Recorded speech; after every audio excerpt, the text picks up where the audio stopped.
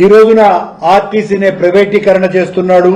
కొత్తగా వచ్చే ఎలక్ట్రిక్ బస్సుల్లో ఉచిత ప్రయాణమే లేదు.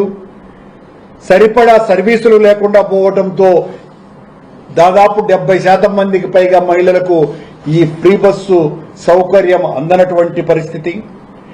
దీపం అన్నది పేదల పాలిట ఒక పెద్ద శాపంగా మారింది.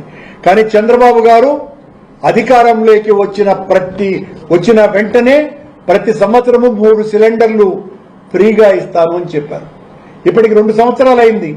6 సిలిండర్లు ఇచ్చి ఉండాలా, కానీ ఇచ్చింది కేవలం 1, కొన్ని చోట్ల 2. అది కూడా 1,59,00,000 కుటుంబాలకు ఇవ్వాల్సి వస్తే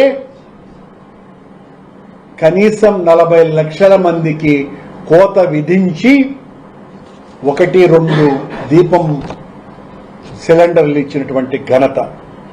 గ్రాఫిక్ తో గ్యాస్ కొడుతూ వెలగని దీపాన్ని పేపర్ రూపంలో ఇస్తున్నాడు చంద్రబాబు గారు. పేపర్లో చూసుకోండి ఆ దీపం అనేది. చంద్రబాబు గారి ఈ 2 సంవత్సరాల పరిపాలనలో ఏ ఒక్క వర్గము కూడా సంతృప్త స్థాయి అన్నది పూర్తిగా లేకుండా పోయింది. అన్నదాత సుఖీభవ అన్నాడు, రైతులకందరికీ కూడా డబ్బులేస్తానని. ఇది మాత్రం 100% అమలవుతుంది. ఎలా అంటే రాష్ట్రమంతా అన్నదాతలకు కాదు కదా, చంద్రన్నదాతలకు అందరికీ కూడా సుఖంగా ఉన్నారు. చంద్రన్నదాతలందరూ కూడా సుఖీభవ అన్నటువంటి కార్యక్రమంగా ఇది మారిపోయింది. వాలంటీర్లకు 10,000 పెంచుతాను అన్నాడు నేను అధికారంలోకి వస్తే. కానీ వాళ్ళందరినీ కూడా నడి సముద్రంలో ముంచివేశాడు. దాదాపు 1.5 లక్షల మందికి పైగా జగన్మోహన్ రెడ్డి గారు ఎంతో పారదర్శకంగా సచివాలయ ఉద్యోగస్తుల్ని చేస్తే వాళ్ళనందరినీ కూడా ఈ రోజున బానిసలుగా మార్చి వాళ్ళందరి చేత చాకిరీ చేయించేటువంటి కార్యక్రమం చేస్తున్నాడు. ఉద్యోగస్తులందరినీ కూడా ముంచేశారు. డిఏ లేదు, పిఆర్సీ లేదు, ఏ రకమైనటువంటి వాళ్లకు రావాల్సినటువంటి బకాయిలు ఒక్కటి కూడా నెరవేర్చకుండా విద్యారంగాన్ని పూర్తిగా హీనస్థితికి తీసుకువెళ్లి జగన్మోహన్ రెడ్డి గారు ప్రైవేటు బడులకు ధీటుగా ప్రభుత్వ బడులను సర్వాంగ సుందరంగా తీర్చిదిద్ది కార్పొరేట్ విద్య కంటే మేలైనటువంటి విద్య అందించాలన్నటువంటి తపనతో దాదాపు 65,000 కోట్ల రూపాయలు ఖర్చు పెట్టి బడులను ఆధునీకరించి విద్యార్థులకందరికీ ట్యాబులు అందించి వాళ్లకు నాణ్యమైన విద్యను బోధిస్తే ఈ రోజున పాఠశాలలన్నీ కూడా నిర్వీర్యమైపోయాయి. పాఠశాలలకు ఈ రోజున గ్రహణం పట్టేటువంటి చంద్రగ్రహణం పట్టినటువంటి సందర్భం 2 సంవత్సరాలుగా నడుస్తూనే ఉంది.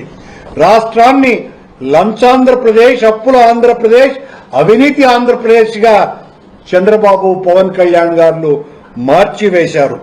తప్పుడు కేసులు పెట్టడంలో చంద్రబాబు, ఆచరించని నీతులు చెప్పటంలో పవనానంద స్వాముల వారు ప్రగతిని నిరంతరం సాధిస్తూనే ఉన్నారు.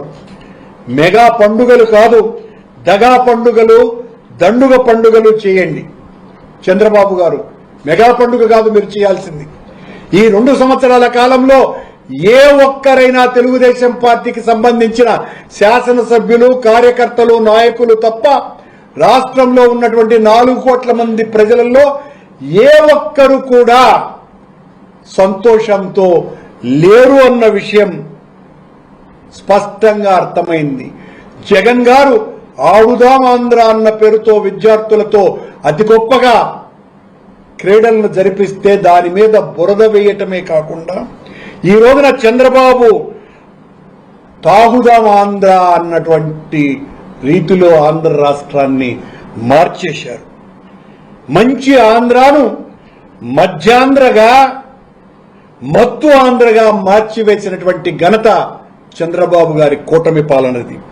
వీధి వీధికి కాదు సుమా, ఇంటి ఇంటికి ఈ రోజున ఒక బెల్ట్ షాపు, కల్తీల మద్యమైన గిల్టు షాపు ఈ రోజున తాండవిస్తోంది. అమరావతి పేరుతో ప్రజల్ని భ్రమల్లో ఉంచి కమ్మని కుంభకోణంలో కుటుంబ కుబేరుడైనాడు నారా వంశ నరేంద్రుడైన చంద్రబాబు గారు. ఎవరి బిడ్డ అయినా నా సొంతమే అనటం ఆదిగా చంద్రబాబుకు ఉన్నటువంటి అలవాటు. జగన్ తెచ్చినటువంటి అద్భుతమైనటువంటి పరిశ్రమల్ని, డేటా సెంటర్లని ఇప్పుడు కొత్తగా రిబ్బన్ కట్ చేసి నేనే తెచ్చానని తన మీడియా పత్రికలు ఛానళ్ల ద్వారా ఓదర కొట్టడమే ఈ 2 సంవత్సరాలుగా చంద్రబాబు గారు చేస్తున్నటువంటి పని. గోల్కొండకు ప్లాన్ చేసింది నేనే, చార్మినార్ను కట్టించింది నేనే, హుస్సేన్ సాగర్ను తోలుకొచ్చింది నేనే, బందర్కు సముద్రాన్ని అగస్టిన్తో చెప్పి సాగదీసింది నేనే అని అనగలిగినటువంటి సమర్థులు చంద్రబాబు గారు, లోకేష్ గారు. అనటమే కాదు సుమా, నిజమే అనని ఈనాడు, ఆంధ్రజ్యోతి, టీవీ5లతో అనిపించి ప్రజల చేత ఇది నిజమని నమ్మించగలిగే అంత గొప్ప మాయల మరాఠీ చంద్రబాబు గారి ప్రభుత్వం నడుస్తున్నది.